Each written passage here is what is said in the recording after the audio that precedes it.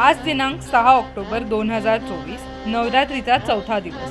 भांडूपची आई स्वयंभू मूर्ती श्री जरीमरी आई नवरात्रोत्सव साजरा करण्यात येत आहे। आज चौथा दिवस आई माऊलीला केसरी रंगाची साडी नेसवून शृंगार करण्यात आला। आज चौथा दिवस कृष्मांडा देवी रूपाने पूजा करण्यात आली।